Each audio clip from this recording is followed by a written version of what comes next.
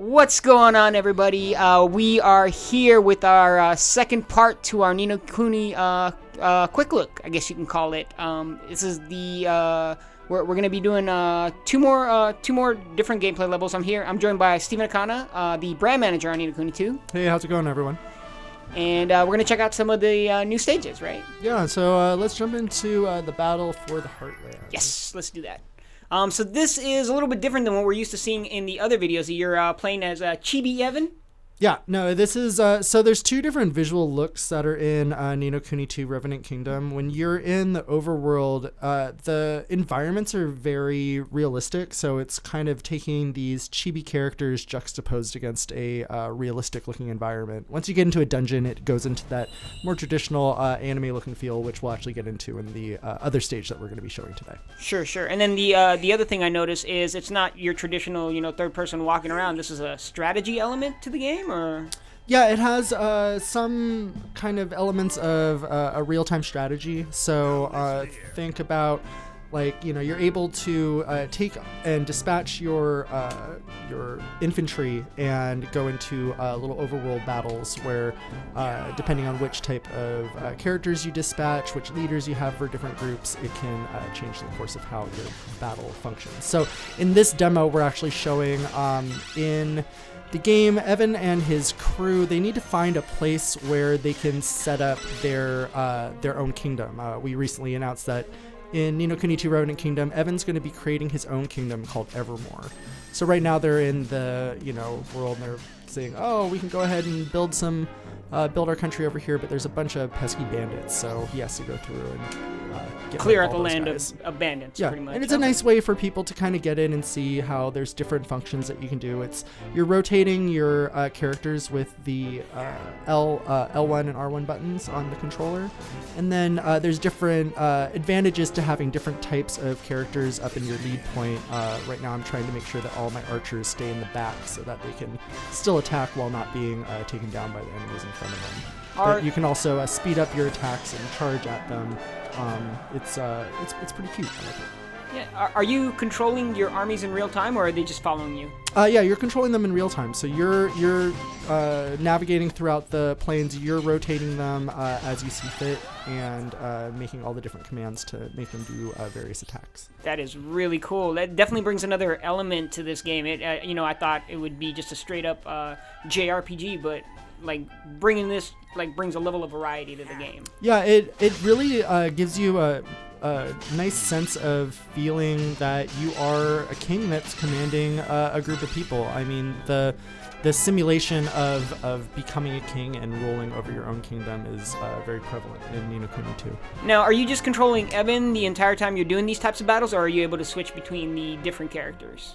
So right now in this one, you're going to have Evan as a central point. If you see the two different characters that are on the side, you're able to dispatch different allies that will go out with you and will have different types of attacks. So right now I'm going to execute a special tactic. If I can just open up the thing, and, I can call in some airstrikes thanks to one of the guys that I have dispatched in my group. This truly does feel like a strategy game right now. That is pretty cool. So the armies you're controlling, they're just fodder pretty much. They're not specific characters in the story or anything. They're not soldiers you find or talk to or anything like that. Well, each of the guys that you see in the bottom corner, they're specific characters. So as you go through the world of Ni no Kuni, Evan's going to be looking for and recruiting different people to become citizens of Evermore. And as you go out to different battles, each person has different types of abilities, so you get to choose exactly how you want to be fighting in these areas. It's not just you go out and it's a preset menu. You're actually getting to choose, and there's flexibility. Gotcha. And as you're going further and further into this level, it's getting more and more detailed. First you started out in this open field, now you're behind these encampments. You got these archers coming down on you. It's pretty interesting how the battles evolve. Oh, called in another airstrike. What are those? Are those flying turtles or? They're Sky Pirate planes. Oh, so, okay. The characters that you have, they are part of the Sky Pirates crew. I see. And I don't know if you can discuss this. Is there a story element to why he's getting into these battles other than, hey, he's got to clear the land? Like, is there something that, like, I guess precedes before you get into, like, the first type of, like, encounter like this?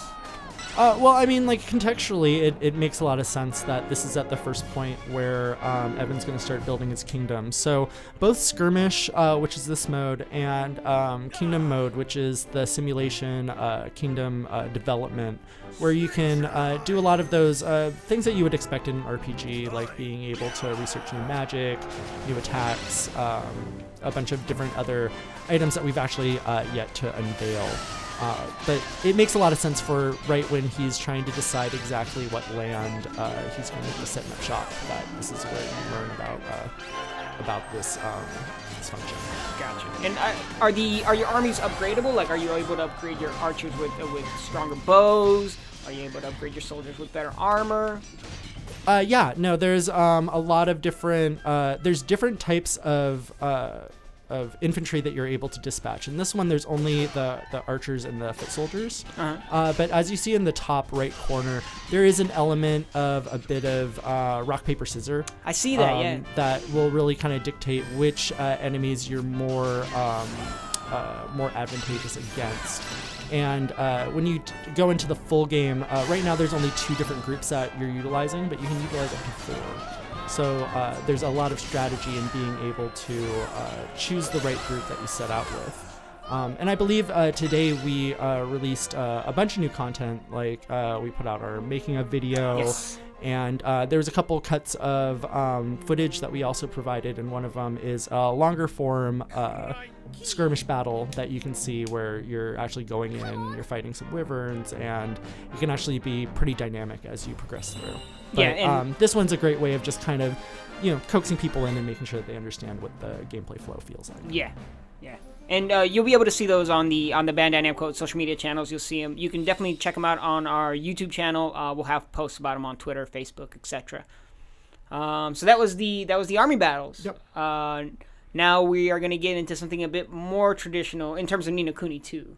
We're going to get into the wyvern battle. Yeah, so this is a great way of being able to see how some of the instance battles occur in the overworld, but then also jumping into a dungeon and fighting a mid-scale boss. I'm excited to see this. I have not. So this. I don't know if I want you to explain. Will this be a boss battle? Will there be a boss battle, or is it just enemies like fodder? I guess we're gonna find out. Oh, in this. Yeah, in this stage? demo here, in this one here. Oh, that's what I just said. Oh, okay. Yeah. I'm paying attention. Hey. So we get a little bit of dialogue here.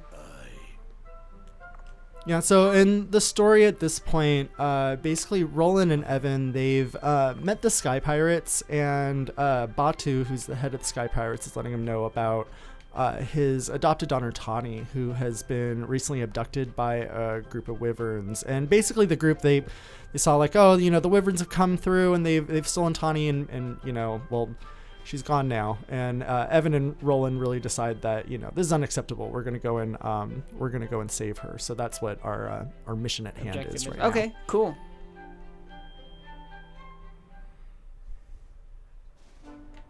Okay, so now we're back into the chibi versions here. Hey. Do you prefer chibi, or you just call him something else? I mean, like, I watch a lot of anime, and if I was to look at these, I'd definitely be like, oh, they're chibi. They're small body, big head, super cute.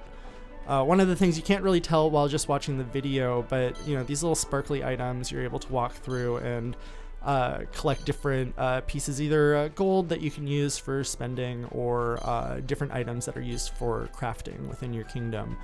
And a lot of games, like, you'll see items you have to walk up, you got to press a button to be able to actually pick up the item, but you just walk through them in this one, so it's actually kind of nice. You're just going from piece to piece and give me all the things. So here we see a little bit of the combat. I don't know if you remember last time, Steven, but Roland had a different sword the last time we played, the first time we did the quick look. Yeah. No, there's different swords that and different weapons that you're able to equip to all the different characters. Nice. Okay, so that is customizable. Mm-hmm. That is cool. Yeah, and one of the screenshots we actually put out today, there's also different costumes that you're able to equip. So we just showed one image, and it's of Evan wearing Oliver's costume. Oliver being... From the first Nino... That's right, I saw he was wearing the blue tunic, right? Yeah. That looks so cool. That is a nice callback to the first Nino. Excited. What just happened there? That was a lot of exploding. So when you're in a battle, there is higgledies that will accompany you. Mm-hmm. And the different higgledies have different abilities that they're able to utilize. So I was just using one of the dark elemental higgledies, and they provide a dark matter attack. But when you see those circles of influence that you can walk into, there's an icon that lets you know that you can press a button. And as you do that, then the higgledies will take on those commands. But then also at the same time, throughout the battle, they'll do different things to kind of draw aggro, and they're almost like your passive party member. So in this demo, you can only play as Evan, but in the full game, you're able to switch between all of your other party members on the fly. So if there's a full game, I could switch directly over to Roland, and once you get to a certain point in the game, you're able to have 2 other party members. So you'll have 3 people plus the higgledies. It kind of makes it a full set of 4. Cool. One thing I did notice while you're traversing around this area is the scale of the map looks huge in this game. Yeah, no, it's really big, and it's gorgeous. Like being able to walk through and just see this world that, right now it has a very mountainous desert kind of look and feel, but there's a lot of different world environments that really creates a lot of variety for your adventures and exploration in Yumikuni. Yeah, referencing back to the video that we put up, the behind the scenes, it actually Hino-san, he talks a lot about Golden Paw in that video, which is another area in the maps, right? So yeah, a lot of variety. Yeah, that place, it's actually, they modeled it after, if you check out the first behind the scenes Enter the Anime video that we put out, there's a little bit more information about it, but it's cool because they referenced Taiwan when thinking about the design, so like thinking about like night markets, stuff like that. Mm-hmm. And the team actually went there and did a lot of creative explorations to make sure that the visual aesthetic really met what they were trying to achieve. I think it's pretty cool in how the team really focuses on research and the way that they handle their creativity and creation. Definitely. Bringing back to the map, actually, I don't know if you know, but we actually just opened up a special promo where if you pre-order the game on the Bandai Namco store, and we'll have a link in the description of the video, you're actually able to get a full, or like a replica of the map of the world. It's a pretty nice looking map, sturdy. It's definitely got that old school feel to it. So if you're into that, be sure to check it out. On the description, just click the link and you'll be able to see the map on the Bandai Namco store. Yeah, definitely check it out. It's a nice little bonus for getting the collector's edition. Yes, yeah. So if you pre-order the collector's edition of the game from the Bandai Namco store, you'll be able to get it. And we'll have like a little slide at the end showing you what it looks like and stuff like that, so you'll be able to check it out and see if that's something you're into. But I highly recommend it if you are a completionist or a collector. So now you are battling mini rivers? Yeah, so, when you get into battles, as you saw, like, you're walking on the map, you can identify enemies that are there, and you can either walk into them to be able to jump into battle, or you can simply run away and avoid them if that's what you need to do at the time. One thing I noticed is the enemies actually appear on the map, so there are no random battles, or how do the battles work? You're always able to see the enemies on the map? Yeah, there's no like, walk through a field and then just like a random, screen crash and it goes into a battle. You're going to know if you're going to go into one in the overworld. When you're inside of a dungeon, all the battles are seamless. So you're actually going from one battle to another. There's no like result screen or, victory screen. Mm-hmm. It just kind of continues from one to another. And you were talking about the party members earlier. I think we revealed 2 more party members, right, in the latest video. There's, I can't remember her name. She's kind of a mechanic. Bracken. And, that's right. Zip Vector. Yeah. And so the second character, what was it? I can't pronounce it. Is it Vector? Zefector, yeah. At first I thought he was a bad guy. Looking at the old videos, if you guys seen any of the old videos, he's the guy with the glasses typing on the computer. But he actually is part of your team at one point. You know, you're going to have to experience the game to be able to find out more about these characters. Okay. You know, it's kind of it's a little difficult, like when thinking about, like, you know, promotions for Ni no Kuni, where it's like there's a lot of characters that we want to, you know, give visibility to, but then at the same time, like, one of the major joy points is really the discovery of story, and you know, we want to make sure that we're not necessarily throwing out too many spoilers for people. Agreed. I was getting a little bit ahead of myself. I'm just excited about the game, like the characters and the story, and the character design is just amazing in this thing. Like, all of them have these really intricate costumes. Evan's cape, just super detailed, and each one has like their own personality. I love it. Are we getting close to the boss? I'm excited. Yeah, I think I'm gonna try to rush past these other guys so I can get into the dungeon. Let's see. Distract you. Nice try. Oh, is he gonna catch you? Nope. I got fast little legs. Oh, what happened? Where'd he go? Classic video game enemies. They just stop. Mm-hmm. Now we just go in there, rescue Tanya, and we're done, right? Call it a day. Yeah, so easy, right? Yeah, that's the way it should be. I think that's the way it goes. Although if you're walking into a cave that's made out of ribs, I don't know. That's questionable. Yeah, so as you can see, you know, we've entered into a dungeon, yes. and it's taken on that more anime-looking feel. Mm-hmm. And if there was any enemy you know, battles to be had before you entered or approach the boss, you would actually just run into them, take them down, and continue forward. But once you go into this dungeon in particular, you're going straight into the boss battle. I still can't get over how smooth the frame rate is. Like, I haven't seen a drop. No stutter. It's just fluid, I guess is the best way I can describe it. I mean, that's something that's really important when you figure that, you know, one of the main objectives of the team is to create an experience that really bleeds the line between a video game and a theatrical experience. Yes. So there was a lot of care taken into just that pacing and quality standard to make sure that, you know, you can become immersed and there's no jarring moments that are really going to pull you out of that fantasy. Mm-hmm. One thing I'm also loving is the music by Joe Hisashi. Joe Hisaishi? Hisaishi, I'm sorry, I pronounced it wrong. I was thinking of a different character in a fighting game. But yes, him. It's epic, is the best way I can describe it, I guess. Do you have any tidbits you can give us about the music? Was he pumped about it? Did he like working on the project? Yeah, I mean, it was a very collaborative effort with all the talent that came together for Ni no Kuni 2. I mean, you know, we're so lucky to be able to, you know, have the Joe Hisaishi back and lending, you know, his talents to this game. It was very essential in how the quality of the first game really came together, and the fact that, you know, he's been involved in so many Ghibli projects before, that it really helps establish an experience that is something really special. And you know, he utilized he worked with the Tokyo Philharmonic Orchestra to do all of the recording for all the in-game music. Oh, okay, wow. I didn't know that. All right, that's awesome.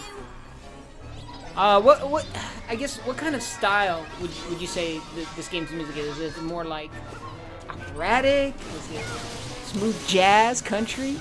Well, I mean, the music does have a very theatrical feel to it, but when, you know, creating a soundtrack to a game, there is a lot of differences in how you would compose something, say for like an orchestra or for a movie or television. There's different things you have to consider when crafting that type of music. Yeah, I mean, the music sets the tone for the game, and you want to make sure that it, you know, they both work well with each other.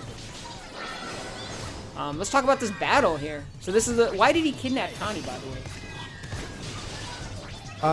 Or can you, I don't know if you can go into that or not. Yeah, well, I mean the Wyverns feel that this is their territory. So I'm not gonna say exactly why they kidnapped Tawny. Sure. That's, once again, discovery is what we want. Is important. Don't want to spoil. Okay, fair enough. And it looks like you're almost you're halfway through with this guy. Yep. I think I just saw your buddy Lofty come up. Am I missing something, or was that just one of the Higgledies that looks like Lofty? That was probably one of the sun form Higgledies. Ah, okay. Can you talk about a little bit of what just happened there? So if you stun an enemy at the right point, you're able to go into an awakened state, where you're able to have overpowered attacks, and you can utilize multiple special attacks without having to utilize what would have normally been one of those blue gems that you see above the life bar. Every time you're doing physical attacks, it helps fill up those gems, but every time you want to use a special attack or one of your skills, then it's going to require you to continue to hit people and make sure that you have those blue orbs. I see. The other thing, obviously, I think people have noticed is the combat's very different compared to Ni no Kuni 1. Ni no Kuni 1 was turn-based combat. This is all real-time. Which do you prefer? What feels better? So, I mean, I love turn-based RPGs. I think that, the previous Ni no Kuni was kind of a hybrid. There was open movement, but when you brought up your action palette, basically, it would freeze the game, so you could make choices of what type of attack you want to do, if you want to switch to one of the familiars or one of your other party members. So I think this one actually it feels very modern. It is a nice way of it feels balanced in how you have different things that you're thinking about, whether it's like what are the different things that Higgledies can do, what is the skill set that Roland has or Tawny has, or whatever your whoever your other party members are. So I think that it actually is it's a nice graduation to a new gameplay style that I think people will really dig. Now, you mentioned you're able to switch between characters. When you switch between the characters, are you still able to control the Higgledies in combat? Yeah, so Okay. no matter who your lead point is, they're able to engage with the Higgledies, and if they're offering up an attack skill, then anyone can activate them. Careful. That was pretty good. The Higgledy flew up there and cut her down. That was dope. Not only do they attack, they protect. Are there advantages or disadvantages to using one character instead of another one? Yeah, I mean, there's different flexibilities on, the types of weapons that they have, their equips, so it all depends on a bit of your play style and the enemies that you're facing.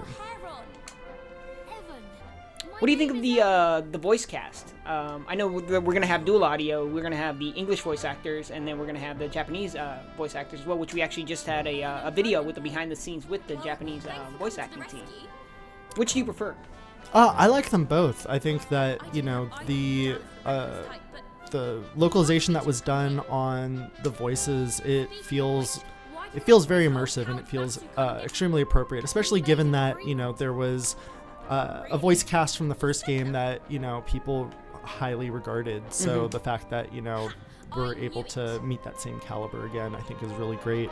But also knowing that, there's a really great Japanese voice cast that has also been working on this title, and they're equally as juiced about it as we are. The guy that plays Batu in Japanese is on point, by the way. Yeah. You gotta watch that video. Like, that rough voice he has, I'm like, man, this guy is, perfect for the role. And then to counter that, actually, Evan, in the English version, perfectly cast, I think. He's got, this quivering, uncertainty about himself. For people who really enjoyed Mr. Drippy, I think they'll also really enjoy the narration from Lofty as well. I think you're right. So that is the 2 levels for Ni no Kuni 2. Once again, if you get a chance, be sure to check out the link at the bottom. If you're planning on picking up the game, there's the collector's edition of it, which will get you that free map that I was talking about. Definitely take a look at it. It's a really cool collector's item.